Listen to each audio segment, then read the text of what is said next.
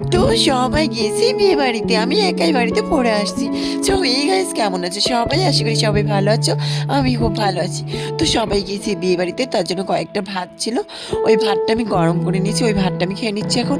দেন ভাত খাওয়া হয়ে যাওয়ার পর পুরো বাসনগুলো পড়ে আছে। তো ভাবলাম বাসি কাজ আমাকেই করতে হবে যেহেতু। তো বাসি কাজগুলো এখনই করে রাখি। তার জন্য দেখো রাত্রিবেলায় সব বাসনগুলো আমি ক্লিন করে নিচ্ছি। বাসন ক্লিন করার জন্য এখানে জল তুলে নিয়েছি। জল তুলে বাসন ক্লিন করা হয়ে যাওয়ার পর দেন দেখো এখানে বাসনগুলো ঘরে নিয়ে আসলাম। তারপর দেখো বালতিতে জল দিয়ে নিচ্ছি। জল দেওয়ার পর একটু ছাপ গুলে নিচ্ছি।